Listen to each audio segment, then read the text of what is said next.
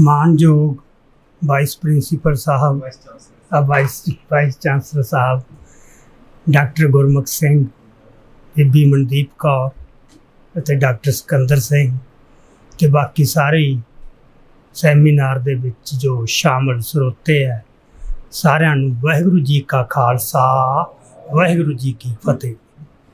ਮੈਥੋਂ ਪਹਿਲਾਂ ਡਾਕਟਰ ਦਰਸ਼ਨ ਸਿੰਘ ਤਾਤਲਾ ਬਾਰੇ ਬਹੁਤ ਹੀ ਭਾਵਪੂਰਤ ਗੱਲਾਂ ਅੱਡ-ਅੱਡ ਬੁਲਾਰਿਆਂ ਵੱਲੋਂ ਰੱਖੀਆਂ ਜਾ ਚੁੱਕੀਆਂ। ਇੱਕ ਗੱਲ ਮੈਂ ਦੇਖੀ ਆਪਦੇ ਅਨੁਭਵ 'ਚੋਂ ਵੀ ਕਿ ਪਤਾ ਨਹੀਂ ਉਹਦੀ ਸ਼ਖਸੀਅਤ ਦੇ ਵਿੱਚ ਕੀ ਸੀ ਕਿ ਜਦੋਂ ਦਰਸ਼ਨ ਸਿੰਘ ਬਾਰੇ ਗੱਲ ਕਰਦਾ ਬੰਦਾ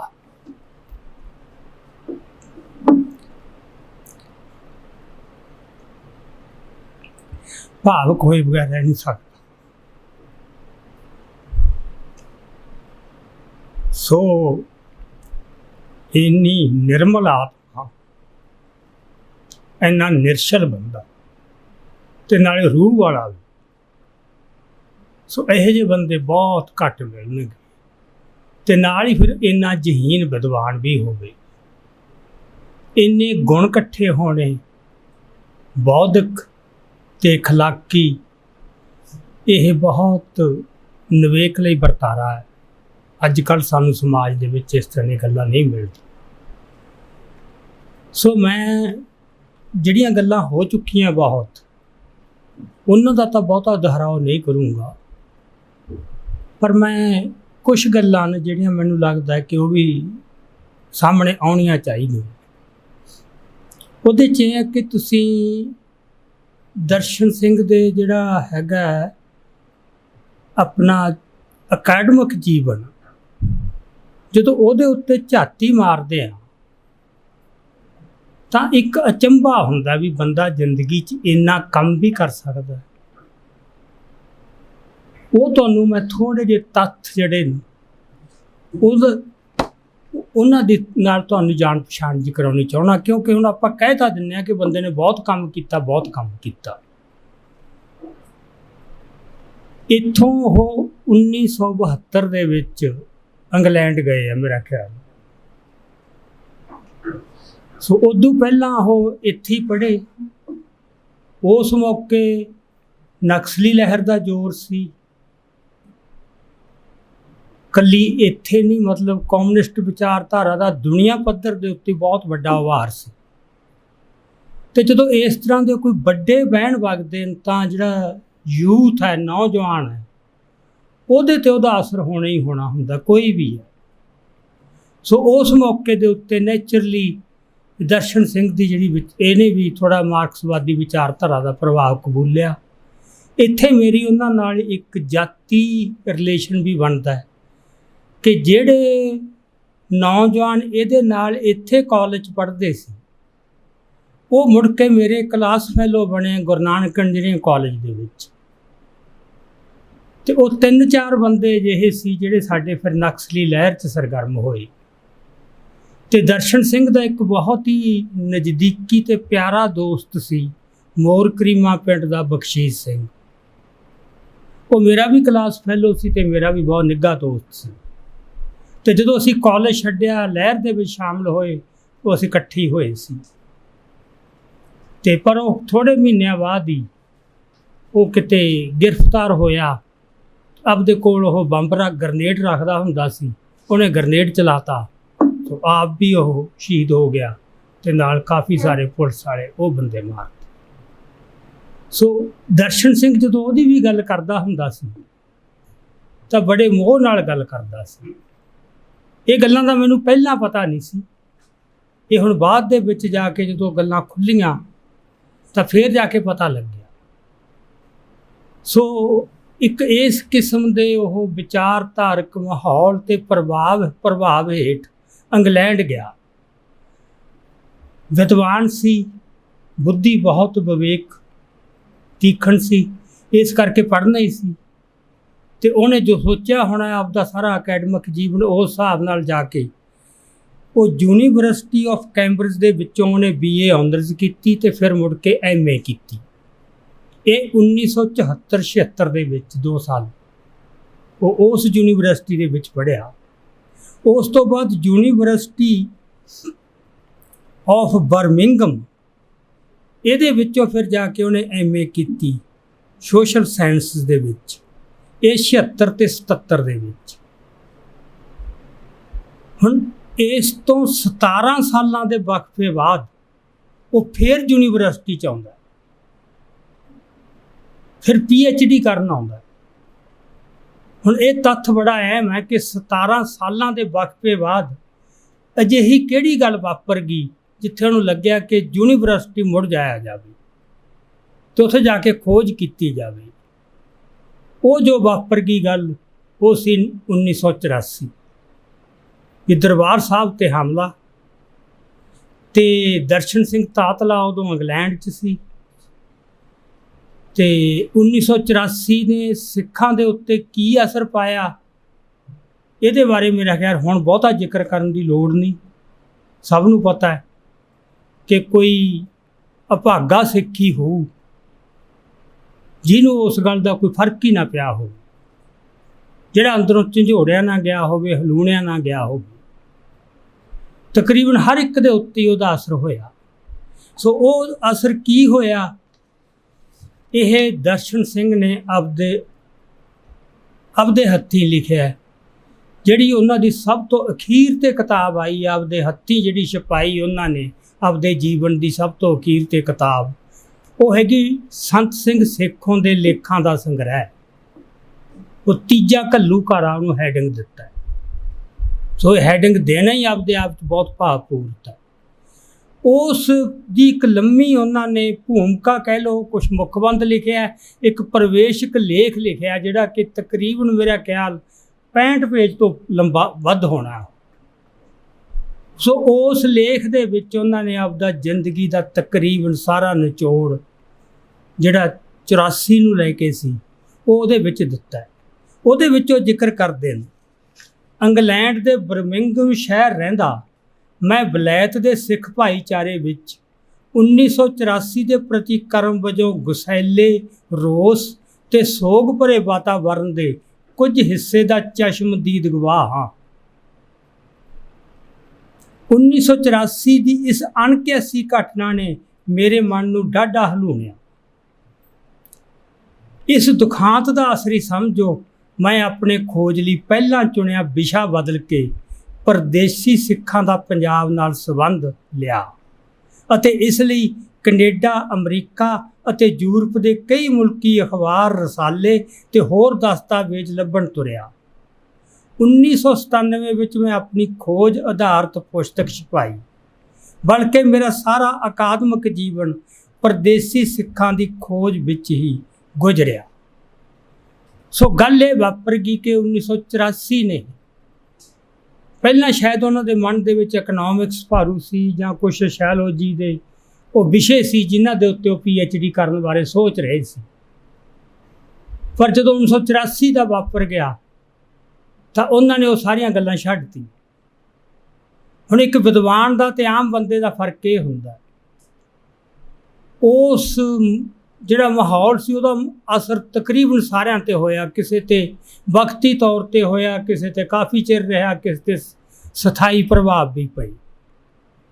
ਪਰ ਦਰਸ਼ਨ ਸਿੰਘ ਨੇ ਉਸ 'ਚੋਂ ਕੀ ਲਿਆ ਕਿ ਇਹ ਜੋ ਪ੍ਰਭਾਵ ਪਿਆ ਹੈ ਸਿੱਖ ਭਾਈਚਾਰੇ 'ਤੇ, ਕਿਉਂਕਿ ਤੁਹਾਨੂੰ ਸ਼ਾਇਦ ਪਤਾ ਹੋਵੇਗਾ ਕਿ ਜਿਹੜੇ ਬਾਹਰ ਮੁਜ਼ਾਹਰੇ ਹੋਏ 84 ਤੋਂ ਬਾਅਦ, ਉਹਨਾਂ 'ਚੋਂ ਸਭ ਤੋਂ ਵੱਡਾ ਅਤੇ ਰੋਹ ਭਰਿਆ ਮੁਜ਼ਾਹਰਾ ਇੰਗਲੈਂਡ ਦਾ ਸੀ।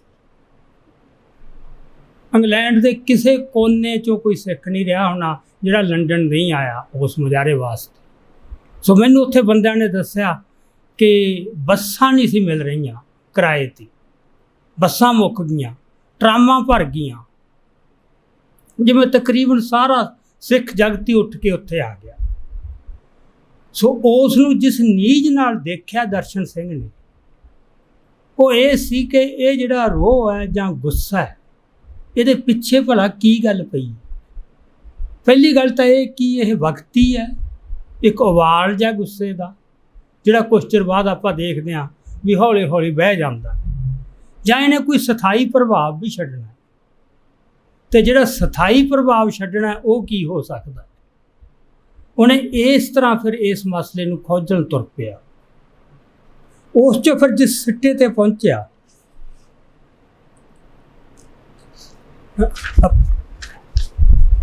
ਉਹ ਕੁਛ ਉਹਦੇ ਜਿਹੜੇ ਪ੍ਰਭਾਵ ਨੇ ਉਹ ਤੁਹਾਡੇ ਨਾਲ ਜ਼ਰੂਰ ਮੈਂ ਸਾਂਝੇ ਕਰਨੇ ਚਾਹੁੰਦਾ।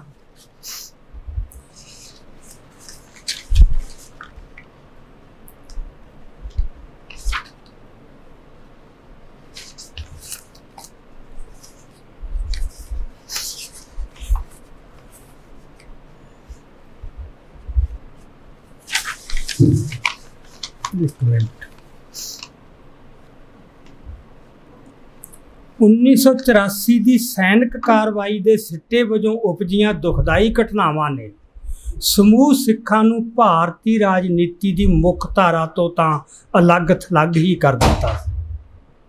ਇਹ ਕੋਈ ਹੈਰਾਨੀ ਵਾਲੀ ਗੱਲ ਨਹੀਂ ਸੀ ਜਦੋਂ ਇਸ ਤਸ਼ੱਦਦ ਦੇ ਪ੍ਰਤੀਕਰਮ ਵਜੋਂ ਪਹਿਲੀ ਵਾਰ ਸਿੱਖਾਂ ਨੇ ਭਾਰਤ ਤੋਂ ਅਲੱਗ ਹੋਣ ਦਾ ਨਾਅਰਾ ਲਾਇਆ।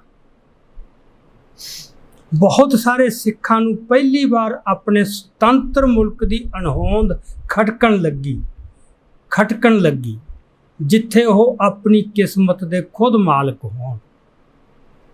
ਸੋ ਦਰਸ਼ਨ ਸਿੰਘ ਨੇ ਜਿਹੜਾ ਉਹ ਰੋਹ ਸੀ, ਜਿਹੜਾ ਗੁੱਸਾ ਸੀ, ਜੋ ਪ੍ਰਤੀਕਰਮ ਸੀ, ਉਹਦੇ ਵਿੱਚੋਂ ਆਹ ਗੱਲ ਫੜੀ ਕਿ ਬੰਦੇ ਆਪਦੇ ਆਪ ਨੂੰ ਬੇਵਤਨ, ਸਟੇਟਲੈਸ ਮਹਿਸੂਸ ਕਰ ਰਹੇ।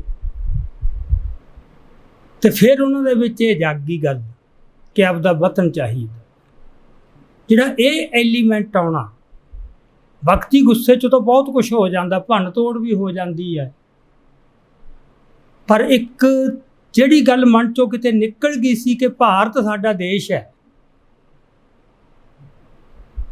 ਤੇ ਬੜੇ ਠੀਕ ਮਹਿਸੂਸ ਕਰ ਰਹੇ ਸੀ ਲੋਕ, ਉਹ ਗੱਲ ਟੁੱਟ ਗਈ। ਇਹ ਮੈਂ ਜਾ ਕੇ ਵੀ ਜਦੋਂ ਕਿਉਂਕਿ ਮੇਰਾ ਫਿਰ ਮੈਂ ਆਪ ਦੇਖੋ ਜੋ ਕਿਤਾਬਾਂ ਲਿਖਣੀਆਂ ਸੀ ਉਸ ਸੰਬੰਧ 'ਚ ਮੈਨੂੰ ਬਾਹਰ ਬਹੁਤ ਕਈ ਵਾਰ ਮੈਂ ਗਿਆ, ਜਾ ਕੇ ਲੋਕਾਂ ਨਾਲ ਗੱਲਾਂ ਕੀਤੀਆਂ। ਉਹ ਮੈਂ ਵੀ ਉਹਨਾਂ ਤੋਂ ਸਾਰਾ ਪੁੱਛਿਆ ਵੀ ਤੁਹਾਨੂੰ ਕਿਸ ਤਰ੍ਹਾਂ ਮਹਿਸੂਸ ਹੋਇਆ।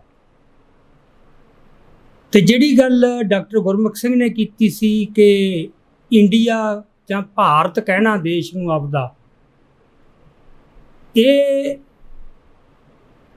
ਕਿਸੇ ਨੈਰੇਟਿਵ ਦੀ, ਕਿਸੇ ਬਰਤਾਂਤ ਦੀ ਤਾਕਤ ਕਿੰਨੀ ਹੁੰਦੀ ਹੈ, ਉਹ ਮੈਂ ਇਸ ਰੂਪ ਦੇ ਵਿੱਚ ਦੇਖਿਆ ਕਿ ਜਦੋਂ ਮੈਂ ਜਰਮਨੀ ਗਿਆ, ਮੈਨੂੰ ਬੁਲਾਇਆ, ਉੱਥੇ ਉਹਨਾਂ ਨੇ ਗੁਰਦੁਆਰੇ ਦੇ ਵਿੱਚ ਪ੍ਰੋਗਰਾਮ ਸੀ ਤੇ ਜਿਹੜੇ ਬੰਦਿਆਂ ਨੇ ਮੈਨੂੰ ਸੱਦਿਆ ਉਹ ਸਾਰੇ ਜੁਝਾਰੂ ਲਹਿਰ 'ਚੋਂ ਗਏ ਹੋਏ ਬੰਦੇ ਸੀ। ਉਹਨਾਂ ਨੇ ਜਦੋਂ ਅਨਾਊਂਸ ਕੀਤਾ ਸਟੇਜ ਤੋਂ ਮੇਰੇ ਬਾਰੇ, ਉਹਨਾਂ ਨੇ ਲਿਖਿਆ ਕਿ ਇੰਡੀਆ ਤੋਂ ਪਹੁੰਚੇ ਬਹੁਤ ਪ੍ਰਸਿੱਧ ਵਿਦਵਾਨ। ਮੈਨੂੰ ਉਹ ਇੱਕਦਮ ਗੱਲ ਬੜੀ ਰੜਕੀ ਵੀ ਇੱਕ ਪਾਸੇ ਬੰਦੇ ਖਾਲਿਸਤਾਨ ਲਈ ਲੜ ਰਹੇ ਨੇ, ਦੂਜੇ ਪਾਸੇ ਜਿਹਨ ਦੇ ਵਿੱਚ ਇੰਡੀਆ ਐਡਾ ਘਰ ਕਰ ਗਿਆ ਵੀ ਇਹ ਨਹੀਂ ਕਹਿ ਸਕਦੇ ਪੰਜਾਬ ਤੋਂ ਪਹੁੰਚੇ। ਅੱਛਾ, ਫਿਰ ਮੈਂ ਉੱਥੋਂ ਦੀਆਂ ਗੱਲਾਂ ਸੁਣੀਆਂ, ਇੰਡੀਆ ਫੋਨ ਹੋਇਆ, ਇੰਡੀਆ ਵੀ ਮੀਂਹ ਪੈ ਗਿਆ, ਇੰਡੀਆ ਮੌਸਮ ਕਿਹੋ ਜਿਹਾ, ਵੀ ਗੱਲ ਤੁਸੀਂ ਮੋਗੇ ਦੀ ਕਰ ਰਹੇ ਹੋ, ਵੀ ਇਹ ਨਹੀਂ ਵੀ ਮੋਗੇ ਮੀਂਹ ਪੈ ਗਿਆ ਜਾਂ ਆਪਣੇ ਪਿੰਡਾਂ 'ਚ ਮੀਂਹ ਪੈ ਗਿਆ ਕਿ ਨਹੀਂ ਪੈ ਗਿਆ। ਸੋ ਜਿਹੜੀ ਇਹ ਤਾਕਤ ਹੈ ਨਾ, ਇੱਕ ਗੱਲ ਜਿਹੜੀ ਤੁਹਾਡੇ ਮਨਾਂ ਦੇ ਵਿੱਚ ਇੰਨੀ ਪਾਤੀ, ਉਹ ਤੋੜਨੀ ਕਿੰਨੀ ਔਖੀ ਹੈ। ਵੀ ਉਹੀ ਬੰਦੇ ਜਿਹੜੇ ਇੱਕ ਪਾਸੇ ਸੀਸ ਤਲੀ 'ਤੇ ਰੱਖ ਕੇ ਲੜ ਰਹੇ ਨੇ, ਪਰ ਅਚੇਤ ਤੌਰ 'ਤੇ ਮਨ ਦੇ ਵਿੱਚ ਉਹ ਗੱਲ ਫੇਰ ਕਿਤੇ ਫਸੀ ਪਈ ਹੈ। ਸੋ ਇਹ ਜਿਹੜੀ ਗੱਲ ਸੀਗੀ, ਆਪਣਾ ਦਰਸ਼ਨ ਸਿੰਘ ਤਾਤਲਾ ਨੇ ਫਿਰ ਇਸ 'ਤੇ ਖੋਜ, ਜਿਹੜਾ ਕਹਿੰਦਾ ਮੈਂ ਆਪਣਾ ਵਿਸ਼ਾ ਬਦਲ ਲਿਆ, ਫਿਰ ਉਹ ਵਿਸ਼ਾ ਇਹ ਬਦਲ ਲਿਆ ਕਿ ਜਿਹੜਾ ਸਿੱਖਾਂ ਦੇ ਵਿੱਚ ਹੁਣ ਇਹ ਜਾਗਿਆ ਕਿ ਆਪਦਾ ਮੁਲਕ ਦੀ ਅਣਹੋਂਦ ਤੇ ਆਪਦਾ ਮੁਲਕ, ਜਿਹਦਾ ਫਿਰ ਉਹਨੇ ਹੈਡਿੰਗ ਵੀ ਰੱਖਿਆ ਸਰਚ ਫਾਰ ਸਟੇਟਹੁੱਡ, ਤੇ ਇਹਦੀ ਫਿਰ ਉਹਨਾਂ ਨੇ ਮਤਲਬ ਦੀ ਖੋਜ ਸ਼ੁਰੂ ਕੀਤੀ। ਹੁਣ ਜਿਹੜੇ ਵਿਦਿਆਰਥੀ ਹੈ ਜਿਨ੍ਹਾਂ ਨੇ ਜ਼ਿੰਦਗੀ 'ਚ ਕੋਈ ਖੋਜ ਕਰਨੀ ਹੈ, ਉਹਨਾਂ ਵਾਸਤੇ ਦਰਸ਼ਨ ਸਿੰਘ ਤਾਤਲਾ ਤੋਂ ਬਹੁਤ ਕੁਝ ਸਿੱਖਣ ਦੀ ਲੋੜ ਹੈ। ਕਿ ਜੇ ਤੁਹਾਡੇ ਮਨ 'ਚ ਕਿਸੇ ਵਿਸ਼ੇ ਬਾਰੇ ਖੋਜ ਕਰਨ ਦਾ ਵਿਚਾਰ ਆ ਜਾਂਦਾ ਹੈ ਤਾਂ ਉਹਦੇ 'ਚ ਮਿਹਨਤ ਜਿਹੜੀ ਕਿੰਨੀ ਕਰਨੀ ਪੈਂਦੀ ਹੈ। ਆਮ ਤੌਰ 'ਤੇ ਬੰਦਿਆਂ ਦਾ ਉਹ ਮਿਹਨਤ ਤੋਂ ਭੱਜਦੇ। ਸੋ ਤੁਸੀਂ ਉਹਨਾਂ ਦਾ ਦੇਖੋ ਵੀ ਜਦੋਂ ਉਹਨਾਂ ਨੇ ਇਹ ਸੋਚਿਆ ਕਿ ਮੈਂ ਇਹ 'ਤੇ ਖੋਜ ਕਰਨੀ ਹੈ, ਤਾਂ ਪਹਿਲਾਂ ਤਾਂ ਉਹਨਾਂ ਨੇ ਇਸ ਵਿਸ਼ੇ 'ਤੇ ਹੋਏ ਜਿੰਨੇ ਵੀ ਦੁਨੀਆ 'ਚ ਕਾਰਜ ਸੀ, ਭਾਵੇਂ ਅਮਰੀਕਾ ਦੀ ਕਿਸੇ ਯੂਨੀਵਰਸਿਟੀ 'ਚ, ਭਾਵੇਂ ਕੈਨੇਡਾ ਦੀ 'ਚ, ਭਾਵੇਂ ਇੰਗਲੈਂਡ ਦੀ 'ਚ, ਉਹ ਸਾਰਿਆਂ ਦੀ ਬਿਬਲੀਓਗ੍ਰਾਫੀ ਤਿਆਰ ਕਰ ਲਈ ਕਿ ਦੇਖਿਆ ਜਾਵੇ ਹੋਰ ਪਹਿਲਾਂ ਇਹਨਾਂ ਨੇ ਕਿਸੇ ਬੰਦੇ ਨੇ ਇਸ ਵਿਸ਼ੇ 'ਤੇ ਸਿੱਖਾਂ 'ਤੇ, ਇਹ ਨਹੀਂ ਕਿ ਇਕੱਲੇ ਸਟੇਟਹੁੱਡ 'ਤੇ, ਕਿ ਤੁਸੀਂ ਸਿੱਖਾਂ ਨੂੰ ਸਮਝਣਾ, ਪ੍ਰਵਾਸੀ ਸਿੱਖਾਂ ਨੂੰ ਸਮਝਣਾ, ਡਾਇਸਪੋਰਾ ਨੂੰ ਸਮਝਣਾ, ਇਹ 'ਤੇ ਜੋ ਪਹਿਲਾਂ ਕੰਮ ਹੋ ਚੁੱਕਿਆ ਉਹ ਦੇਖੋ ਕੀ ਹੈ। ਹੁਣ ਉਹਨੇ ਸਾਰੀਆਂ 3 ਦੇਸ਼ਾਂ ਦੇ ਵਿੱਚ ਜਿੰਨੇ ਵੀ ਖੋਜ ਕਾਰਜ ਹੋਏ ਉਹਦੀ ਇੱਕ ਕਿਤਾਬਾਂ ਤਿਆਰ ਕਰਤੀਆਂ। ਫਿਰ ਇਹ ਕਿ ਜੇ ਪੰਜਾਬ ਨੂੰ ਸਮਝਣਾ ਹੈ ਜਾਂ ਜਿਹੜੀ ਗੱਲ ਇਹਨਾਂ ਦੇ ਵਿੱਚ ਅੱਜ ਜਾਗ ਉੱਠੀ ਹੈ ਤਾਂ ਹੋਰ ਬਹੁਤ ਕੁਝ ਸਮਝਣਾ ਪੈਣਾ ਕਿ ਜਿਹੜੀ ਸਟੇਟਹੁੱਡ ਹੈ, ਜੇ ਸਟੇਟਹੁੱਡ ਦੀ ਗੱਲ ਕਰਦੇ ਹਾਂ ਤਾਂ ਇਹ ਸਟੇਟ ਦਾ ਸਾਰਾ ਇਤਿਹਾਸ ਕੀ ਹੈ ਹਿੰਦੁਸਤਾਨ ਦੇ ਵਿੱਚ, ਜਿਹਨੂੰ ਕਹਿੰਦੇ ਆ ਹਿਸਟੋਰੀਸਾਈਜ਼ ਕਰਨਾ, ਕਿ ਇਸ ਜਿਹੜਾ ਹੈਗਾ ਹਿੰਦੁਸਤਾਨ ਇਹ ਕਿਸ ਤਰ੍ਹਾਂ ਹੋਂਦ 'ਚ ਆਇਆ ਜਿਹੜਾ ਅੱਜ ਸਾਨੂੰ ਲੱਗਦਾ ਹੈ ਕਿ ਇੱਕ ਹੈ ਭਾਰਤ, ਇਹ ਕਿਵੇਂ ਅੰਗਰੇਜ਼ਾਂ ਨੇ ਇਕੱਠੇ ਕੀਤਾ। ਸੋ ਉਹਨੇ ਫਿਰ ਪਹਿਲਾਂ ਇਹ ਸਟੱਡੀ ਕੀਤੀ ਕਿ ਜਿਹੜਾ ਕਲੋਨੀਅਲ ਪੀਰੀਅਡ ਸੀ ਉਹਦੇ ਵਿੱਚ ਸਟੇਟ ਕੀ ਸੀ, ਕਿਵੇਂ ਇਵੋਲਵ ਹੋਈ, ਅਤੇ ਖਾਸ ਕਰਕੇ ਪੰਜਾਬ ਦੇ ਕੰਟੈਕਸਟ ਦੇ ਵਿੱਚ ਉਹ ਸਾਰਾ ਵਿਸ਼ਾ ਪੂਰਾ ਐਨ ਐਗਜ਼ੌਸਟ ਕੀਤਾ। ਫਿਰ ਇਸ ਤੋਂ ਅੱਗੇ ਜਾ ਕੇ ਕਿ ਨੈਸ਼ਨਲਿਜ਼ਮ ਤੋਂ ਬਗੈਰ ਤੁਹਾਨੂੰ ਇਹ ਵਰਤਾਰਾ ਨਹੀਂ ਸਮਝ ਆ ਸਕਦਾ। ਫਿਰ ਨੇਸ਼ਨ ਕੀ ਹੁੰਦੀ ਹੈ, ਨੈਸ਼ਨਲਿਜ਼ਮ ਕੀ ਹੁੰਦਾ ਹੈ, ਇਹਦੇ 'ਤੇ ਫਿਰ ਪੂਰੀ ਇੱਕ ਥਾਰੋ ਸਟੱਡੀ ਹੈ ਉਹਨਾਂ ਦੀ ਇਸ ਮਸਲੇ ਦੇ ਉੱਤੇ। ਫਿਰ ਐਥਨੀਸਿਟੀ ਕੀ ਹੈ, ਇਸ 'ਤੇ ਪਹਿਲਾਂ ਕਿੰਨਾ ਕੁ ਕੰਮ ਹੋ ਚੁੱਕਿਆ, ਉਹ ਸਾਰਾ ਕੁਛ। ਮਤਲਬ ਜਦੋਂ ਤੁਸੀਂ ਉਹਨਾਂ ਦੇ ਕੰਮ ਦੀ ਇੱਕ ਲਿਸਟ ਦੇਖਦੇ ਹੋ ਨਾ, ਉਦੋਂ ਤੋਂ ਪਤਾ ਲੱਗਦਾ ਵੀ ਜਿਹੜੇ ਬੰਦੇ ਨੇ ਸੱਚੀ ਖੋਜ ਕਰਨੀ ਹੈ ਉਹ ਤਾਂ ਫਿਰ ਇਹ ਕਹਿ ਲਓ ਕਿ ਸਾਧਨਾ ਹੈ ਬਹੁਤ ਵੱਡੀ, ਉਹਦੇ 'ਚ ਉਹ ਅਫੋਰਡ ਨਹੀਂ ਕਰ ਸਕਦਾ ਵੀ ਬਾਕੀ ਜ਼ਿੰਦਗੀ ਆਮ ਵਾਂਗ ਜਿਉਂ। ਜੋ ਗੱਲਾਂ ਮਨਦੀਪ ਨੇ ਵੀ ਦੱਸੀਆਂ ਜਾਂ ਡਾਕਟਰ ਗੁਰਮੁਖ ਸਿੰਘ ਨੇ, ਜਿਹਦਾ ਵੀ ਬਾਪ ਹੈ ਤੇ ਦੇਖਿਆ ਉਹਨਾਂ ਨੂੰ ਕਿ ਹਰ ਵੇਲੇ ਮਨ ਦੇ ਵਿੱਚ ਕੋਈ ਨਾ ਕੋਈ ਵਿਚਾਰ ਅਤੇ ਪ੍ਰੋਜੈਕਟ ਹੀ ਚੱਲ ਰਿਹਾ ਹੁੰਦਾ ਸੀ, ਅਤੇ ਇਹੋ ਜਿਹੇ ਕੰਮ ਅਜਿਹੀ ਸਾਧਨਾ ਨਾਲ ਹੀ ਹੁੰਦੇ। ਅਤੇ ਅਜਿਹੀ ਸਾਧਨਾ ਵਾਸਤੇ ਫਿਜ਼ੀਕਲ ਆਈਸੋਲੇਸ਼ਨ ਬਹੁਤ ਜ਼ਰੂਰੀ ਹੈ। ਈਵਨ ਤੁਸੀਂ ਜੇ ਫੋਨ ਨਹੀਂ ਬੰਦ ਕਰਦੇ, ਸਾਰੀ ਦਿਹਾੜੀ ਫੋਨ ਹੀ ਵੱਜਦੇ ਰਹਿਣ, ਤਾਂ ਤੁਹਾਡੀ ਉਹ ਇਕਾਗਰਤਾ ਭੰਗ ਹੁੰਦੀ ਹੈ। ਸੋ ਉਸ ਲਗਨ ਅਤੇ ਉਸ ਸਿਰਡ ਅਤੇ ਉਸ ਜਨੂੰਨ ਨਾਲ ਕੰਮ ਕੀਤਾ, ਅਤੇ ਜਿਹਦੇ 'ਚ ਆਪਦੀ ਸਿਹਤ ਦੀ ਵੀ ਕੋਈ ਪਰਵਾਹ ਨਹੀਂ ਕੀਤੀ। ਸੋ ਐਕਚੁਅਲੀ ਤਾਂ ਜਿਹੜੇ ਇਸ ਤਰ੍ਹਾਂ ਦੇ ਵਿਦਵਾਨ ਹੁੰਦੇ ਨੇ ਉਹ ਵੀ ਤਿਲ ਤਿਲ ਕਰਕੇ ਸ਼ਹੀਦ ਹੋਏ ਹੁੰਦੇ ਆ ਕਿ ਇੱਕ ਖੇਤਰੀ ਵੱਖਰਾ ਹੈ ਜੰਗ ਦਾ, ਇੱਕ ਜੰਗ ਹੀ ਲੜ ਰਿਹਾ ਜ਼ਿੰਦਗੀ 'ਚ, ਕਿਸੇ ਨੂੰ ਮਾफ़ ਨਹੀਂ ਕਰ ਰਿਹਾ ਜਿਹੜਾ ਵੀ ਹੈ ਕੋਈ। ਖਾਸ ਕਰਕੇ ਜਿਹੜੇ ਖੱਬੇ ਪੱਖੀ ਸੀ ਉਹਨਾਂ ਦਾ ਬਾਹਰ ਇੰਗਲੈਂਡ ਦੇ ਵਿੱਚ ਤਾਂ ਖਾਸ ਤੌਰ 'ਤੇ ਦਬਦਬਾ ਸੀ ਪੂਰਾ, ਅਤੇ ਇੱਥੇ ਪੰਜਾਬ ਦੇ ਵਿੱਚ ਅੱਜ ਦੇ ਤੁਹਾਨੂੰ ਨਹੀਂ ਪਤਾ, ਜਿਹੜੇ ਅੱਜ ਦੀ ਜਨਰੇਸ਼ਨ ਹੈ, ਜਦੋਂ ਅਸੀਂ ਕਾਲਜਾਂ 'ਚ ਗਏ ਸੀ ਤਾਂ ਬਿਲਕੁਲ ਬੋਲਬਾਲਾ ਖੱਬੇ ਪੱਖੀਆਂ ਦਾ ਹੁੰਦਾ ਸੀ। ਅਸੀਂ ਇੰਜੀਨੀਅਰਿੰਗ ਕਾਲਜ 'ਚ ਪੜ੍ਹਦੇ ਸੀ ਲੁਧਿਆਣੇ, ਗੁਰੂ ਨਾਨਕ ਇੰਜੀਨੀਅਰਿੰਗ ਕਾਲਜ ਦੇ ਵਿੱਚ। ਸਾਡੇ ਸਾਰੇ ਕਾਲਜ ਦੇ ਵਿੱਚ ਸਿਰਫ 3 ਵਿਦਿਆਰਥੀ ਸੀ ਜਿਨ੍ਹਾਂ ਦੀ ਦਾੜੀ ਰੱਖੀ ਹੋਈ ਸੀ,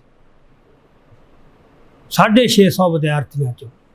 ਸਾਰੇ ਪਿੰਡਾਂ ਦੇ ਸੀ, ਸਾਰੇ ਸਿੱਖ ਸੀ 95%, ਅਤੇ ਉਹਨਾਂ ਨੂੰ ਗਿਆਨੀ ਕਹਿ ਕੇ ਟੌਂਚ ਕਰਦੇ ਹੁੰਦੇ ਸੀ, ਜਿਵੇਂ ਹੀਨਤਾ ਦਾ ਅਹਿਸਾਸ ਕਰਦੇ। ਸੋ ਸਿਗਰਟ ਪੀਣੀ, ਵਾਲ ਕਟਾਉਣੇ, ਇਹਨੂੰ ਬੜਾ ਟੌਰ ਸਮਝੀ ਜਾਂਦੀ ਸੀ। ਸੋ ਇਸ ਕਿਸਮ ਦਾ ਇੱਕ ਮਾਹੌਲ ਸੀ ਉਦੋਂ, ਜਿਹਦੇ ਵਿੱਚ ਉਹ ਕੰਮ ਕਰਨਾ ਬੜਾ ਔਖਾ ਹੁੰਦਾ ਸੀ। ਸੋ ਜਦੋਂ ਉਹਨਾਂ ਨੇ ਫਿਰ ਇਹ ਪੋਜੀਸ਼ਨ ਲਈ ਇੰਗਲੈਂਡ ਦੇ ਵਿੱਚ ਜਾ ਕੇ ਸਿੱਖਾਂ ਦੇ ਪੱਖ 'ਚ, ਤਾਂ ਜਿਹੜੀਆਂ ਪਹਿਲੀਆਂ ਦੋਸਤੀਆਂ ਉਹ ਸਾਰੀਆਂ ਕਾਮਰੇਡਾਂ ਨਾਲ। ਉਹ ਆਪ ਵੀ ਕਹਿੰਦੇ ਨੇ, ਅਮਰਜੀਤ ਚੰਦਨ ਖਾਸ ਕਰਕੇ ਬੜਾ ਪੰਜਾਬੀ ਦਾ ਲੇਖਕ ਹੈ, ਉਹਦੇ ਨਾਲ ਉਹਨਾਂ ਦੀ ਬਹੁਤ ਦੋਸਤੀ ਸੀ। ਉਹ ਦੋਸਤੀਆਂ ਫਿਰ ਕਿਵੇਂ ਤਣਾਅ 'ਚ ਆਉਂਦੀਆਂ ਅਤੇ ਟੁੱਟਦੀਆਂ ਵੀ ਕਿਵੇਂ ਆ, ਬੜਾ ਕੁਛ ਜ਼ਿੰਦਗੀ 'ਚੋਂ ਫਿਰ ਬੰਦੇ ਦਾ ਬਦਲ ਜਾਂਦਾ। ਅਤੇ ਕਾਮਰੇਡਾਂ ਦੀ ਇੱਕ ਗੱਲ ਤੁਸੀਂ ਅੱਜ ਵੀ ਦੇਖੀ ਹੋਣੀ ਹੈ, ਇਹਨੂੰ ਪ੍ਰੇਮ ਪ੍ਰਕਾਸ਼ ਨੇ ਲਿਖਿਆ ਵੀ ਫਿਰ ਜਿਹੜਾ ਇਹਨਾਂ ਤੋਂ ਵੱਖ ਹੋ ਕੇ ਸੋਚਣ ਦੀ ਕੋਸ਼ਿਸ਼ ਕਰਦਾ ਨਾ, ਉਹਨੂੰ ਭੂੰਡਾਂ ਦੇ ਖੱਖਰਾਂ ਨੂੰ ਪੈਂਦੇ ਆ ਇਕੱਠੇ ਹੋ ਕੇ, ਬਹੁਤ ਜ਼ਹਿਰੀਲਾ ਪ੍ਰਚਾਰ ਅਤੇ ਹਮਲਾ ਉਹ ਕਰਦੇ। ਚਲੋ ਇਹ ਤਾਂ ਇੱਕ ਫਕੀਰ ਬੰਦਾ ਸੀ, ਬਹੁਤਾ ਪਰਵਾਹ ਨਹੀਂ ਸੀ ਹੁੰਦੀ, ਉਸ ਤਰ੍ਹਾਂ ਉਲਝਦਾ ਨਹੀਂ ਸੀ। ਅਤੇ ਇਹ ਗੱਲ ਵੀ ਸਿੱਖਣ ਵਾਲੀ ਹੈ ਦਰਸ਼ਨ ਸਿੰਘ ਤੋਂ ਕਿ ਜੇ ਬੌਧਿਕ ਖੇਤਰ 'ਚ ਕੰਮ ਕਰਨਾ ਹੈ ਤਾਂ ਉਹਦਾ ਵੀ ਇੱਕ ਧਰਮ ਅਤੇ ਇੱਕ ਮਰਿਆਦਾ ਉਹਦਾ ਪਾਲਣ ਹੋਣਾ ਚਾਹੀਦਾ। ਉਹਨੇ ਆਪਦਾ ਕਿਤੇ ਮਿਆਰ ਨਹੀਂ ਸੁੱਟਿਆ।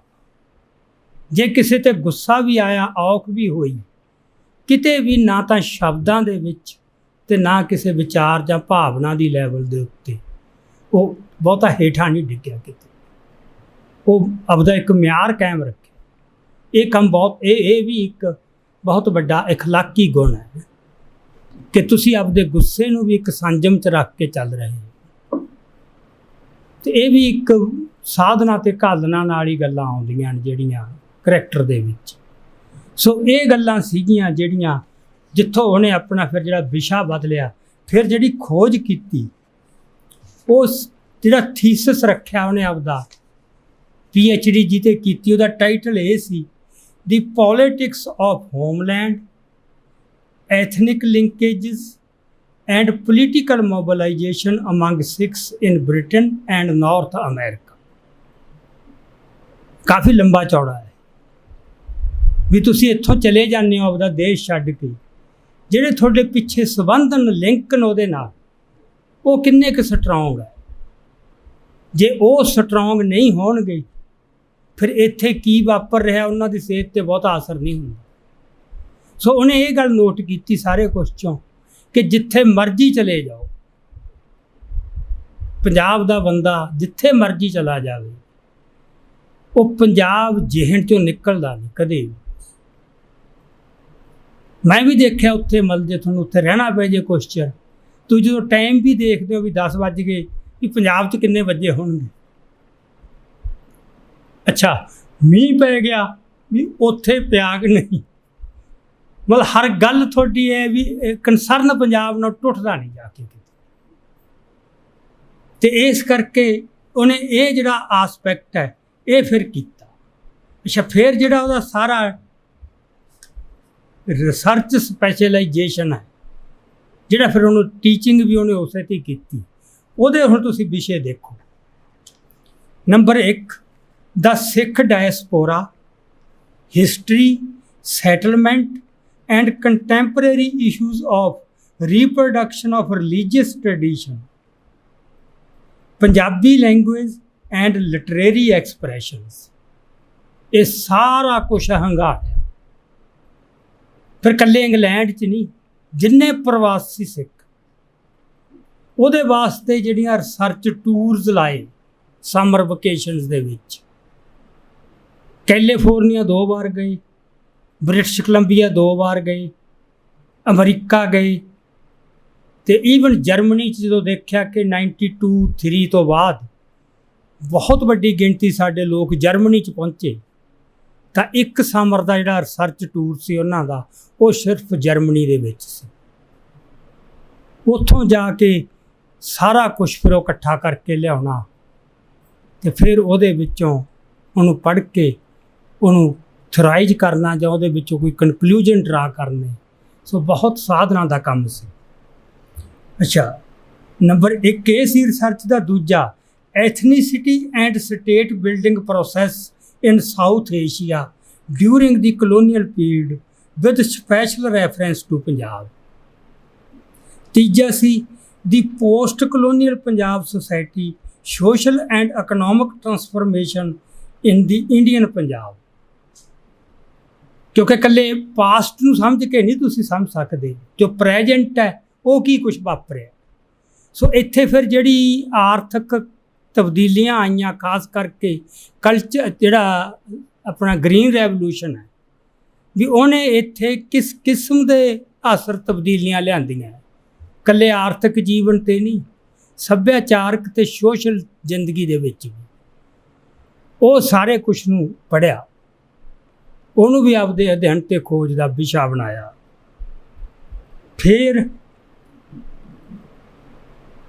ਦੀ post colonial Punjabi society, social and economic transformation in the Indian Punjab. ਚੱਲੋ ਫਿਰ ਅਗਲਾ ਸੀ Sikh and Punjab studies in international context. क्योंकि अज कल जिन्हों असीं कहने आ कि सारा कुछ ग्लोबलाइज्ड हो गया, आपस विच ही ताना बाना इन्ना जुड़ गया दुनिया का, तो तुसीं जे सिखां नूं भी समझना, स्टडी करनी है, जां पंजाब नूं समझना है, तो उन्होंने इंटरनैशनल कंटैक्सट तो बिना नहीं समझ सकते। हुण तुसीं देखो एक घेरा किड्डा बनदा है स्टडी का ते रिसर्च का। तो इस तरह जाके हत्थ पाया जिहदे विचों जिहड़ी उन्हां दा फिर जिहड़ी किताब है वो आई। सो एक किताब पिछे घालना किन्नी हुंदी है, ये जिहड़े बंदे काम करते हैं ये उन्हां नूं ही पता है।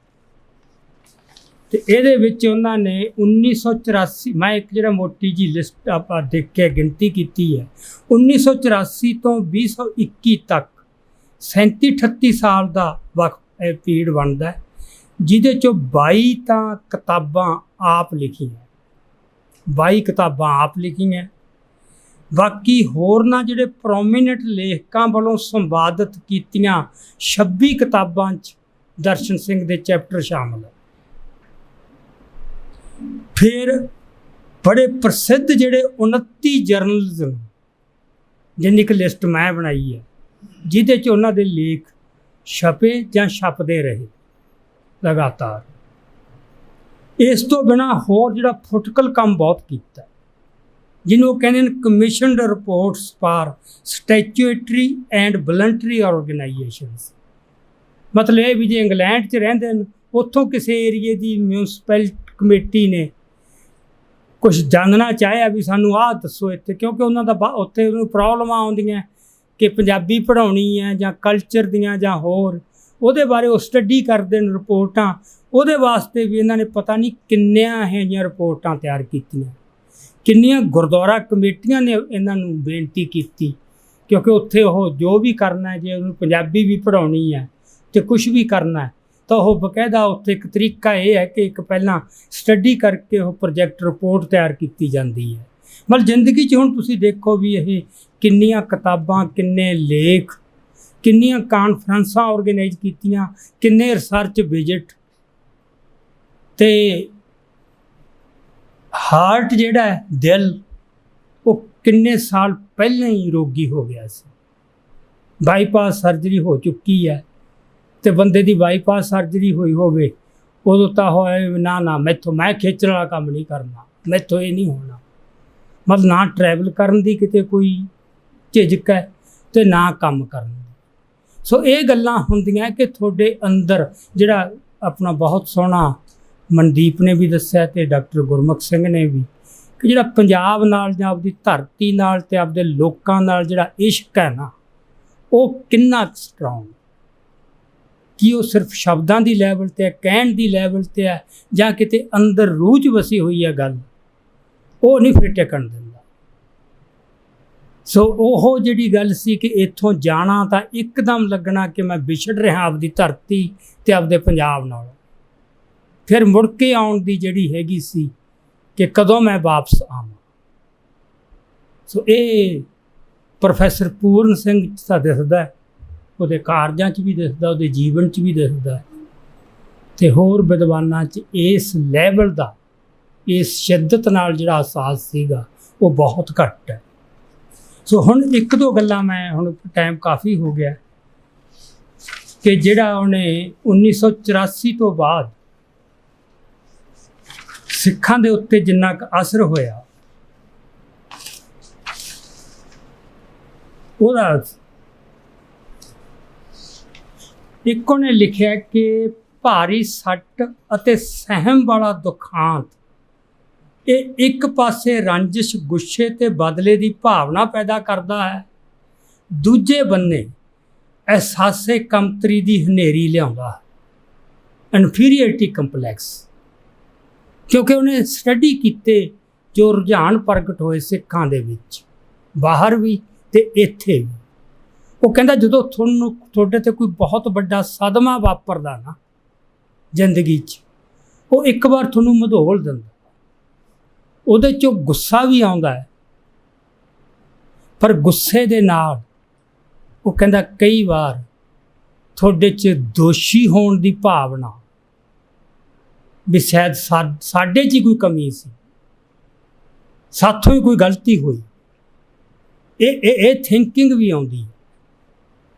ਤੇ ਉਦੋਂ ਫਿਰ ਜਿਹੜਾ ਹੈਗਾ ਤੁਹਾਡਾ ਗੁੱਸਾ ਬਾਹਰਲਿਆਂ ਵੱਲ ਜਾਣ ਦੀ ਬਜਾਏ ਉਹਦਾ ਮੂੰਹ ਅੰਦਰ ਨੂੰ ਹੋ ਜਾਂਦਾ, ਤੇ ਜਿਹਦੇ 'ਚੋਂ ਇਹ ਹੋ ਜਾਂਦਾ ਕਿ ਸਾਨੂੰ ਸਾਡੇ ਲੀਡਰਾਂ ਨੇ ਸਾਨੂੰ ਮਰਵਾਤਾ।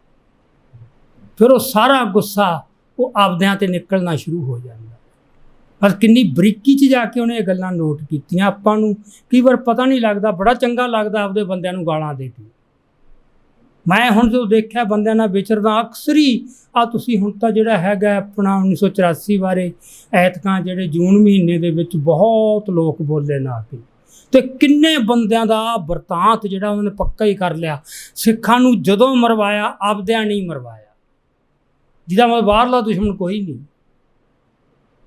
ਸੋ ਸਾਰਾ ਗੁੱਸਾ ਤੇ ਰੋਹ ਉਹ ਅੰਦਰ ਵੱਲ ਨੂੰ ਹੋ ਜਾਂਦਾ ਤੇ ਬਾਹਰਲਾ ਮਾਫ ਹੋ ਜਾਂਦਾ। ਸੋ ਉਹਨੇ ਇਸ ਹੱਦ ਤੱਕ ਜਾ ਕੇ ਇਹ ਕੀਤਾ। ਅਹਿਸਾਸੇ ਕਮਤਰੀ 'ਚ ਸਵੈ ਦੋਸ਼ੀ ਦੀ ਧਾਰਨਾ ਪੱਕੀ ਹੋਣ ਦੇ ਨਾਲ ਨਾਲ ਰਾਜਨੀਤੀ ਵਿੱਚ ਗੁਣਾਤਮਕ ਤਬਦੀਲੀ ਲਿਆ ਦਿੰਦਾ। ਸੋ ਜਦੋਂ ਇਹੋ ਜਿਹੀ ਕੋਈ ਸੱਟ ਪੈਂਦੀ ਹੈ ਨਾ, ਉਹ ਕਹਿੰਦਾ ਵੀ ਤੁਹਾਡੀ ਰਾਜਨੀਤੀ 'ਚ ਵੀ ਇੱਕ ਕੁਆਲੀਟੇਟਿਵ ਸਿਫਤੀ ਤਬਦੀਲੀ ਆ ਜਾਂਦੀ ਹੈ। ਇਹਦੀ ਉਹਨੇ ਉਦਾਹਰਨ ਦਿੱਤੀ ਹੈ ਅਕਾਲੀਆਂ ਦੀ, ਕਿ ਅਕਾਲੀ ਜਿਹੜੇ ਪੰਜਾਬ ਦੀਆਂ ਮੰਗਾਂ ਲਈ ਲਗਾਤਾਰ ਲੜਦੇ ਰਹੇ 20ਵਿਆਂ ਤੋਂ ਲੈ ਕੇ ਕਿੰਨੇ ਸਾਲ। ਉਹ ਕਹਿੰਦਾ ਵੀ 1994 ਤੋਂ ਬਾਅਦ ਉਹਨਾਂ ਨੇ ਚੁੱਪ ਧਾਰਨੀ ਸ਼ੁਰੂ ਕਰ ਦਿੱਤੀ, ਪੰਜਾਬ ਦੀਆਂ ਮੰਗਾਂ 'ਤੇ ਜ਼ੋਰ ਦੇਣਾ ਬੰਦ ਕਰਤਾ। ਪਰ ਇੱਕ ਸਹਿਮ ਮਨ ਦੇ ਵਿੱਚ ਇਹ ਹੁਣ ਤੁਸੀਂ ਹੁਣ ਵੀ ਦੇਖਿਆ, ਜੇ ਆਪਾਂ ਰੀਸੈਂਟ ਉਦਾਹਰਨ ਦੇਖਣੀ ਹੋਵੇ, ਜਿਹੜੀਆਂ 26 ਜਨਵਰੀ ਨੂੰ ਜੋ ਘਟਨਾਵਾਂ ਹੋਈਆਂ ਉੱਥੇ ਦਿੱਲੀ ਲਾਲ ਕਿਲ੍ਹੇ 'ਤੇ ਜੋ ਵਾਪਰਿਆ, ਮਤਲਬ ਇਹ ਕਿੰਨਾ ਤੁਸੀਂ ਸਪੀਚਾਂ ਸੁਣੋ ਬੰਦਿਆਂ ਦੀਆਂ ਵੀ ਮਰਵਾਤੇ ਸੀ। ਕੁਛ ਕੁ ਬੰਦਿਆਂ ਦੀ ਗਲਤੀ ਨੇ ਸਾਰੀ ਕੌਮ ਮਰਵਾ ਦੇਣੀ ਸੀ, ਵੀ ਇਹ ਤਾਂ ਸਾਨੂੰ ਪਤਾ ਨਹੀਂ ਕਿਵੇਂ ਬਚ ਰਹੇ ਅਸੀਂ। ਮਤਲਬ ਡਰ ਕਿੰਨਾ ਅੰਦਰ, ਦਹਿਲ ਕਿੰਨਾ ਪੈ ਜਾਂਦਾ, ਉਹ ਫਿਰ ਵੀ ਜਿਵੇਂ ਸਾਨੂੰ ਮਰਵਾ ਰਹੇ ਤੇ ਇਹਨਾਂ ਤੋਂ ਬਚ ਕੇ ਰਹੋ। ਸੋ ਇਹ ਜਿਹੜੀ ਗੱਲ ਆਈ ਹੈ ਸਾਡੇ ਆਪਣੇ ਸਿੱਖਾਂ ਦੇ ਵਿੱਚ, ਇਹ ਬਹੁਤ ਮਹੱਤਵਪੂਰਨ ਹੈ। ਇਹਨੂੰ ਅਸੀਂ ਨੋਟ ਨਹੀਂ ਕਰਦੇ। ਇੱਕ ਬਹਿਣ ਜਾਂ ਬਹਾ ਬਣਿਆ ਹੁੰਦਾ, ਆਪਦਿਆਂ ਨੂੰ ਗਾਲ ਦੇ ਕੇ ਸਵਾਦ ਬੜਾ ਆਉਂਦਾ।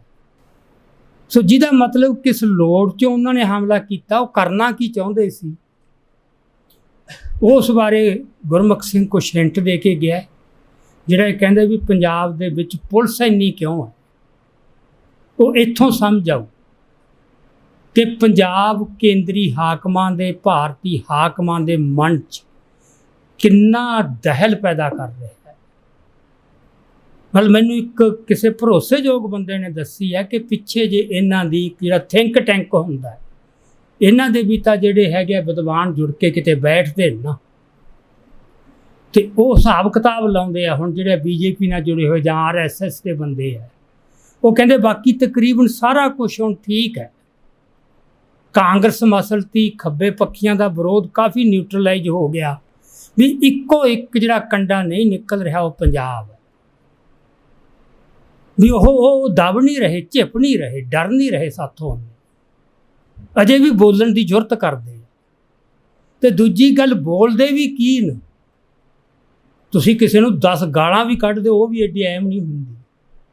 ਉਹ ਕਹਿੰਦੇ ਸਭ ਤੋਂ ਖਤਰਨਾਕ ਗੱਲ ਇਹ ਹੈ ਵੀ ਉਹਨਾਂ 'ਚ ਆਪਦਾ ਮੁਲਕ ਬਣਾਉਣ ਦੀ, ਜਿਹੜੀ ਆਪਦਾ ਰਾਜ ਲੈਣ ਦੀ ਸੁਤੰਤਰ, ਇਹ ਭਾਵਨਾ ਜਿਹੜੀ ਹੋਰ ਦੇਸ਼ 'ਚ ਕਿਤੇ ਹੈ ਨਹੀਂ ਕਸ਼ਮੀਰ ਤੋਂ ਬਿਨਾਂ। ਸੋ ਇਹ ਜਿਹੜੀ ਗੱਲ ਹੈ ਨਾ ਕਿ ਪੁਲਿਸ ਇੰਨੀ ਭਰਤੀ ਕਿਉਂ ਹੋ ਰਹੀ ਹੈ, ਹੋਰ ਸਾਰੀਆਂ ਨੌਕਰੀਆਂ ਬੰਦ ਨੇ, ਭਰਤੀਆਂ ਸਾਰੀਆਂ ਬੰਦ ਹੈ।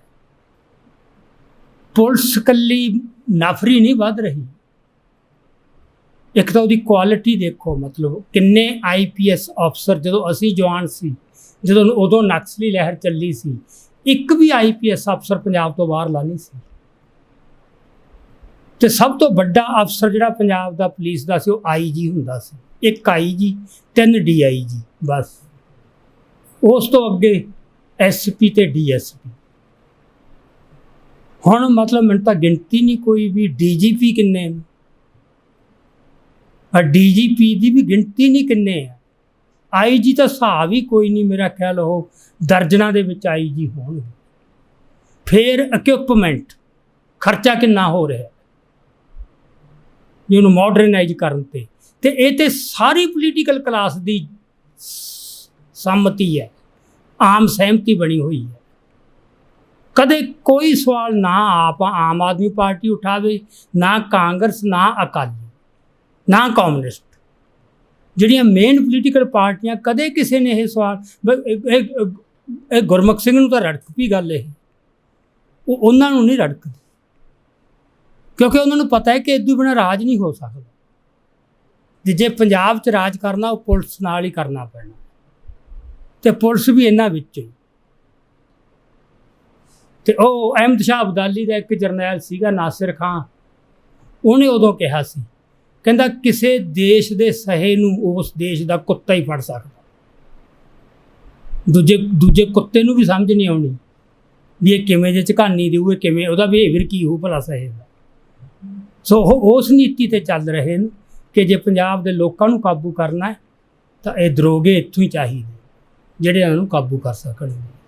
ਉਹਨਾਂ ਨੇ ਕਰਕੇ ਦਿਖਾਤਾ KPS ਗਿੱਲ ਨੂੰ, ਮਤਲਬ ਥਾਪੀ ਦੇ ਕੇ, ਕਿਉਂਕਿ ਇਹ ਵੀ ਸਾਡੇ ਇੱਕ ਹੈਗਾ ਕਿ ਜਦੋਂ ਸ਼ਾਬਾਸ਼ੇ ਮਿਲ ਜੇ ਨਾ ਕਿਤੇ, ਤਿੜਦਾ ਬਹੁਤ ਆ ਬੰਦਾ, ਉਸ ਦੇ ਵਿੱਚ ਹੀ ਆ ਕੇ ਮਤਲਬ ਉਹਦਾ ਨੁਕਸਾਨ ਵੀ ਬੱਲੇ ਬੱਲੇ ਬੱਲੇ ਬੱਲੇ, ਉਹ ਥਾਪੀ ਲੈਣ ਪਿੱਛੇ ਵੀ ਆਇਆ ਨੁਕਸਾਨ ਕਰੀ ਜਾਂਦਾ ਜਦੋਂ ਉਸ ਤਰ੍ਹਾਂ ਦੀ ਸੋਝੀ ਨਾ ਹੋਵੇ। ਸੋ ਇਹ ਹੈ ਮਤਲਬ ਜਿਹੜਾ ਆਪਣਾ ਸੀਗਾ। ਹੁਣ ਬਹੁਤੀਆਂ ਆਪਾਂ ਇੱਥੇ ਗੱਲਾਂ ਨਾ ਸਮਾਂ ਹੈ ਨਹੀਂ, ਅਤੇ ਇਹ ਸੀ ਕਿ ਜਿਹੜਾ ਉਹ ਦਰਸ਼ਨ ਸਿੰਘ ਦੇ ਮਨ 'ਚ ਪੰਜਾਬ ਪ੍ਰਤੀ ਪਿਆਰ ਸੀ, ਦਰਦ ਸੀ, ਇਸ਼ਕ ਸੀ, ਅਤੇ ਕੰਮ ਕਰਨ ਦਾ ਜਨੂੰਨ ਸੀ। ਇਹ ਹੁਣ ਆਪਾਂ ਇੱਕ ਸਮਾਗਮ ਕਰਕੇ ਅੱਜ ਤਾਂ ਬੜਾ ਚੰਗਾ ਲੱਗਦਾ ਹੈ। ਆਮ ਤੌਰ 'ਤੇ ਦੇਖਿਆ, ਤੁਸੀਂ ਵੀ ਦੇਖਿਆ ਹੋਣਾ ਕਿ ਇਹ ਫਸਟ ਐਨਥੂਜ਼ੀਜ਼ਮ ਹੁੰਦਾ, ਇੱਕ ਵਾਰ ਗੱਲ ਆਈ, ਬੜਾ ਸੋਹਣਾ ਕੀਤਾ, ਅਤੇ ਮੁੜ ਕੇ ਕੁਛ ਚਿਰ ਬਾਅਦ ਸਾਰਾ ਗੱਲਾਂ ਭੁੱਲ ਜਾਂਦੀਆਂ। ਸੋ ਕੰਟੀਨਿਊਟੀ ਕਿਵੇਂ ਰੱਖਣੀ ਹੈ, ਇੱਕ ਬਹੁਤ ਵੱਡਾ ਚੈਲੰਜ ਹੈ। ਨਹੀਂ, ਇਹਦਾ ਕੋਈ ਫਾਇਦਾ ਨਹੀਂ ਹੋਣਾ। ਅੱਜ ਆਪਾਂ ਕੀਤੀਆਂ 15 ਦਿਨਾਂ ਨੂੰ ਮਨਾਂ 'ਚੋਂ ਵਿਸਰ ਜਾਣਗੀਆਂ। ਸੋ ਉਹਦੇ 'ਚ ਮੇਰਾ ਇੱਕ ਸੁਝਾਅ ਹੈ ਕਿ ਜੇ ਇਹ ਕਰ ਸਕਦੇ ਹੋਣ, ਇਹ ਪੰਜਾਬੀ ਡਿਪਾਰਟਮੈਂਟ ਕਰ ਲੇ ਕਿ ਦਰਸ਼ਨ ਸਿੰਘ ਦੀਆਂ ਲਿਖਤਾਂ 'ਤੇ, ਉਹਦੀਆਂ ਰਚਨਾਵਾਂ 'ਤੇ ਇੱਕ ਸੀਰੀਅਲ ਵਾਈਜ਼ ਬਹਿਸ ਸ਼ੁਰੂ ਕਰ ਲੈ, ਭਾਵੇਂ 2 ਮਹੀਨਿਆਂ 'ਚ ਇੱਕ ਕਿਤਾਬ 'ਤੇ ਹੋਵੇ। ਥੋੜ੍ਹੇ ਬੰਦੇ ਹੀ ਜੁੜਨ, ਕੁਛ ਚਰਚਾ ਤਾਂ ਹੋਵੇ, 20 ਬੰਦੇ ਹੀ ਜੁੜਨ, 20 ਤੋਂ ਵੱਧ ਲੋੜ ਨਹੀਂ ਹੁੰਦੀ ਇਕੱਠ ਕਰਨ ਦੀ, ਪਰ ਉਹ ਚਰਚਾ ਮਰਨੀ ਨਹੀਂ ਚਾਹੀਦੀ। ਸੋ ਜਿਹੜੇ ਅਸੀਂ ਉਹਨਾਂ ਨੂੰ ਪਿਆਰ ਕਰਦੇ ਹਾਂ, ਉਹ ਪਛਤਾਵਾ ਸਾਰਿਆਂ ਨੂੰ ਹੀ ਹੈ। ਜਿਵੇਂ ਗੁਰਮੁਖ ਸਿੰਘ ਕਹਿੰਦਾ, ਮੈਨੂੰ ਵੀ ਹੈ ਪਛਤਾਵਾ, ਮੈਂ ਵੀ ਇੱਕੋ ਹੀ ਵਾਰ ਗਿਆ ਘਰ, ਅਤੇ ਬੜਾ ਉਹ ਕਹਿੰਦੇ ਰਹੇ ਸੀ, ਬੜੀ ਤਮੰਨਾ ਹੁੰਦੀ ਸੀ ਵੀ ਤੂੰ ਆ ਮੇਰੇ ਕੋਲ ਰਹਿ, ਜਾਂ ਮੈਨੂੰ ਵੀ ਹੁੰਦਾ ਸੀ ਵੀ ਉਹ ਮੇਰੇ ਕੋਲ ਆਵੇ ਅਤੇ ਆਪਾਂ ਇਕੱਠੇ ਰਹੀਏ ਕੁਛ ਚਿਰ। ਪਰ ਇਹ ਹੁਣ ਪਤਾ ਨਹੀਂ ਕੀ ਹੈ, ਇਹਦੀ ਕੋਈ ਜਸਟੀਫਿਕੇਸ਼ਨ ਨਹੀਂ। ਆਪਾਂ ਕਹੀਏ ਵੀ ਰੁਝੇਵੇਂ ਬਹੁਤੇ ਹੈ, ਗੱਲ ਰੁਝੇਵਿਆਂ ਦੀ ਨਹੀਂ ਹੁੰਦੀ, ਗੱਲ ਤਰਜੀਹ ਦੀ ਹੁੰਦੀ। ਰੁਝੇਵੇਂ ਤਾਂ ਬੰਦੇ ਨੂੰ ਜ਼ਿੰਦਗੀ 'ਚ ਰਹਿਣੇ ਹੀ ਰਹਿਣੇ ਆ। ਜਿਹੜੀ ਪ੍ਰਾਇਓਰਟੀ ਹੁੰਦੀ ਹੈ, ਤੁਸੀਂ ਕਿਹੜੀ ਚੀਜ਼ ਨੂੰ ਤਰਜੀਹ ਦੇ ਰਹੇ ਹੋ। ਜਦੋਂ ਤਰਜੀਹ ਨਹੀਂ ਨਾ ਦਿੰਦੇ, ਉਦੋਂ ਬਹਾਨੇ 100 ਲੱਭ ਜਾਣਗੇ, ਅੱਜ ਮੈਂ ਜੇ ਆਹ ਕਰਨਾ ਹੈ, ਜੇ ਆਹ ਕਰਨਾ ਹੈ। ਸੋ ਇਹਨੂੰ ਤਰਜੀਹੀ ਪੱਧਰ 'ਤੇ ਜਿੰਨਾ ਚਿਰ ਨਹੀਂ ਕਰਾਂਗੇ ਤਾਂ ਇਹ ਗੱਲ ਅੱਗੇ ਤੁਰਨੀ ਨਹੀਂ ਹੈ। ਬੜਾ ਚੰਗਾ ਹੋ ਗਿਆ ਇੱਥੇ ਫੰਕਸ਼ਨ ਅੱਜ ਹੋਇਆ, ਅਤੇ ਪਰ ਆਪਾਂ ਇਸ ਪਿਰਤ ਨੂੰ ਜਾਰੀ ਰੱਖੀਏ, ਇਕੱਲਾ ਇੱਥੇ ਨਾ, ਅਤੇ ਗੁਰਮੁਖ ਸਿੰਘ ਹੋਰੀ ਦੇਖਣ ਜੇ ਪੰਜਾਬੀ ਯੂਨੀਵਰਸਿਟੀ 'ਚ ਵੀ ਕਿਸੇ ਨਾ ਕਿਸੇ ਫੋਰਮ ਦੇ ਵਿੱਚ ਇਸ ਗੱਲ ਨੂੰ ਆਪਾਂ ਚੱਲਦਾ ਰੱਖ ਸਕੀਏ, ਤਾਂ ਕਿ ਉਹ ਸਪਿਰਿਟ ਵੀ ਜਗਦੀ ਰਹੇ ਜਿਸ ਸਪਿਰਿਟ ਨਾਲ ਦਰਸ਼ਨ ਸਿੰਘ ਨੇ ਕੰਮ ਕੀਤਾ ਹੈ, ਅਤੇ ਉਹ ਸਪਿਰਿਟ 'ਚ ਹੀ ਪੰਜਾਬ ਦਾ ਭਵਿੱਖ ਹੈ। ਅਤੇ ਇੱਕ ਗੱਲ ਜਿਹੜੀ ਦਰਸ਼ਨ ਸਿੰਘ ਨੇ ਕਹੀ ਸੀ, ਉਹ ਕਹਿੰਦਾ ਵੀ ਕਿਸੇ ਕੌਮ ਨੂੰ ਬਣਾਉਣ ਅਤੇ ਢਾਉਣ ਵਿੱਚ ਉਹਦੇ ਬੁੱਧੀਮਾਨਾਂ ਦਾ ਬਹੁਤ ਵੱਡਾ ਹਿੱਸਾ। ਉਹ ਵਿਦਵਾਨ ਹੀ ਹੈ, ਕੌਮ ਨੂੰ ਢਾਹ ਵੀ ਸਕਦੇ ਅਤੇ ਕੌਮ ਨੂੰ ਬਣਾ ਵੀ ਸਕਦੇ। ਅਤੇ ਫਿਰ ਉਹਨੇ ਇੱਕ ਇਹ ਸੀ ਕਿ ਜਿਹੜਾ ਵਿਦਵਾਨ ਹੈ ਉਹਦੀ ਪਰਿਭਾਸ਼ਾ ਕੀ ਹੈ। ਬਹੁਤ ਲੋਕਾਂ ਨੇ ਆਪਦੇ ਹਿਸਾਬ ਨਾਲ ਦਿੱਤੀਆਂ। ਨੋਮ ਚੋਮਸਕੀ ਨੇ ਮਤਲਬ ਆਪਦੇ ਹਿਸਾਬ ਨਾਲ ਕਿਹਾ ਵੀ ਵਿਦਵਾਨ ਉਹ ਹੈ ਜਿਹੜਾ ਉਹ ਗੱਲ ਕਹਿੰਦਾ ਜਿਹੜੀ ਦੂਜੇ ਕਹਿ ਨਹੀਂ ਸਕਦੇ। ਸੋ ਦਰਸ਼ਨ ਸਿੰਘ ਨੇ ਮਤਲਬ ਲਿਖਿਆ ਵੀ ਜਿਹੜਾ ਸਤਾ ਨੂੰ ਵੰਗਾਰ ਸਕਦਾ ਹੋਵੇ, ਜਿਹਦੇ 'ਚ ਇਹ ਹਿੰਮਤ ਹੋਵੇ, ਇਹ ਦਲੇਰੀ, ਕਿਉਂਕਿ ਸੱਚ ਬੋਲਣਾ ਜੇ ਧਰਮ ਹੈ ਵਿਦਵਾਨ ਦਾ, ਤਾਂ ਸੱਚ ਤਾਂ ਫਿਰ ਸਤਾ ਦਾ ਡਰ ਉਹ ਤੁਹਾਨੂੰ ਸੱਚ ਨਹੀਂ ਬੋਲਣ ਦੇਊਗਾ। ਜਿੱਥੇ ਡਰ ਹੈ ਨਾ ਉੱਥੇ ਸੱਚ ਨਹੀਂ ਆ ਸਕਦਾ। ਸੋ ਮਨ ਚੋਂ ਸਤਾ ਦਾ ਡਰ ਕੱਢਣਾ ਜੇ ਵਿਦਵਾਨ ਕਹਾਉਣਾ ਹੈ ਤਾਂ ਇਹ ਜ਼ਰੂਰੀ ਹੈ। ਸੋ ਉਹਦਾ ਇਹ ਸੀ ਕਿ ਇਹ ਕੱਢਣਾ ਬਹੁਤ ਜ਼ਰੂਰੀ ਹੈ।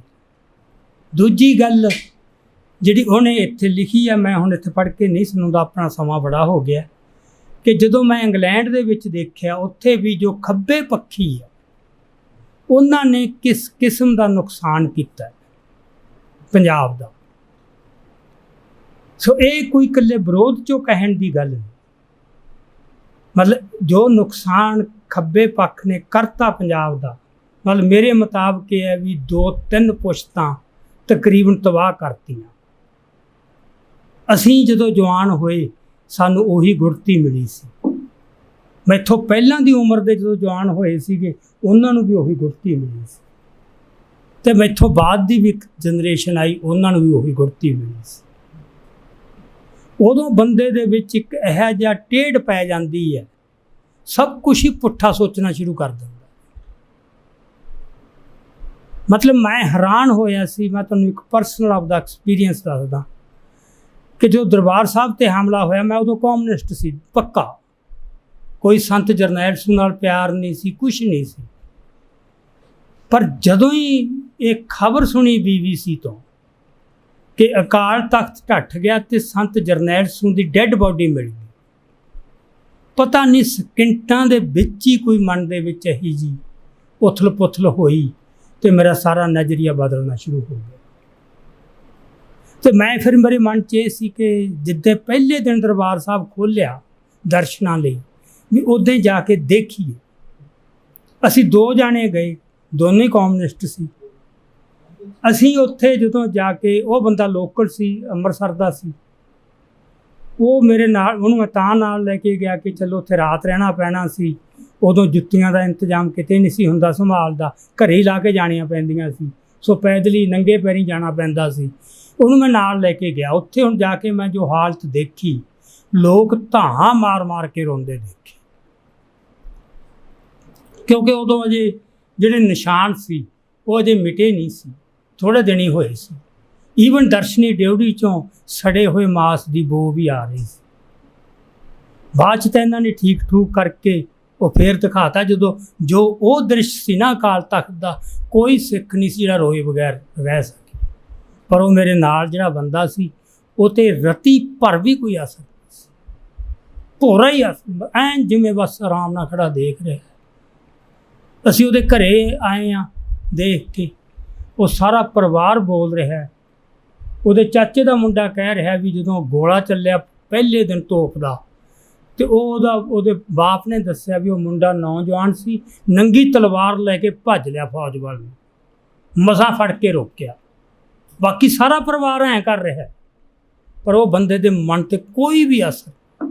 ਬਸ ਜਦੋਂ ਤੁਸੀਂ ਆਪਦੇ ਲੋਕਾਂ ਨਾਲੋਂ, ਆਪਦੇ ਵਿਰਸੇ ਨਾਲੋਂ ਟੁੱਟਦੇ ਹੋ ਨਾ, ਤਾਂ ਸੋ ਉਹਨਾਂ ਨੂੰ ਨਹੀਂ ਕਿਤੇ ਮਿਲਦਾ, ਬਹੁਤ ਕੁਛ ਉਹਨਾਂ ਦਾ ਵੀ ਤਬਾਹ ਹੋ ਜਾਂਦਾ।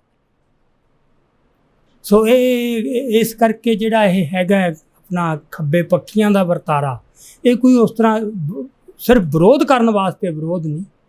ਇਹ ਦੇਖ ਲਿਆ ਯੂਨੀਵਰਸਿਟੀਆਂ 'ਚ ਤਾਂ ਤੁਸੀਂ ਦੇਖ ਹੀ ਲਿਆ ਵੀ ਉਹਨਾਂ ਨੇ ਕਿੱਡੀ ਗ੍ਰਿਪ ਪਕੜ ਬਣਾਈ ਹੋਈ ਹੈ। ਹੁਣ ਉੱਥੇ ਜੋ ਕਵਿਤਾਵਾਂ ਪੜ੍ਹਾਈਆਂ ਜਾਣਗੀਆਂ ਭਾਈ ਵੀਰ ਸਿੰਘ ਦੀਆਂ, ਪ੍ਰੋਫੈਸਰ ਪੂਰਨ ਸਿੰਘ ਦੀਆਂ, ਜਾਂ ਕੁਛ ਵੀ, ਹਰ ਚੀਜ਼ ਨੂੰ ਉਹ ਇੱਕ ਪੜੇਥਣ ਲਾ ਕੇ ਪਰੋਸਿਆ ਜਾਊਗਾ। ਸੋ ਉਹ ਕਾਫੀ ਕੁਛ ਉਹਨਾਂ ਨੇ ਉਹ ਤਬਾਹ ਕੀਤਾ। ਪਰ ਦਰਸ਼ਨ ਸਿੰਘ ਤਾਤਲਾ ਨੂੰ ਇਹ ਉਮੀਦ ਸੀ, ਉਹਨੇ ਲਿਖਿਆ ਆਪਣੀ ਜਿਹੜੀ ਇਹਦੀ ਭੂਮਿਕਾ, ਜਿਹੜੀ ਆਖਰੀ ਕਿਤਾਬ ਦੇ ਵਿੱਚ, ਕਿ ਪੰਜਾਬ ਦਾ ਜਿਹੜਾ ਹੈਗਾ ਵਿਦਵਾਨ ਵਰਗ, ਉਹਦੇ 'ਚ ਤਾਂ ਬਹੁਤ ਕੁਛ ਗੜਬੜ ਹੋ ਗਈ, ਟੁੱਟ ਗਿਆ, ਖੁਰ ਗਿਆ ਉਹਦਾ ਬਹੁਤ ਕੁਛ। ਪਰ ਜਿਹੜਾ ਆਮ ਸਿੱਖ ਹੈ ਉਹ ਅਜੇ ਉਹਨੇ ਸਭ ਕੁਛ ਆਪਦਾ ਬਚਾ ਕੇ ਰੱਖਿਆ ਹੋਇਆ, ਅਤੇ ਇਹੀ ਭਵਿੱਖ ਹੈ ਪੰਜਾਬ ਦਾ। ਅਤੇ ਇਹੀ ਬੰਦੇ ਨੂੰ ਕਹਿੰਦੇ ਜਿਹੜਾ ਅਖੀਰ ਨੂੰ ਆਪਦਾ ਮੁਲਕ ਸਿਰਜ ਕੇ ਦਮ ਲੈਣਗੇ, ਇੱਥੋਂ ਹੀ ਉਮੀਦ ਵੱਝਦੀ ਹੈ। ਸੋ ਇਹ ਜਿਹੜੇ ਬੰਦੇ ਉਸ ਵਰਗ ਨਾਲ ਟੁੱਟਦਾ ਜਦੋਂ ਵਿਦਵਾਨ, ਉਦੋਂ ਫਿਰ ਉਹਦੇ 'ਚੋਂ ਸ਼ਕਤੀ ਨਹੀਂ ਰਹਿੰਦੀ।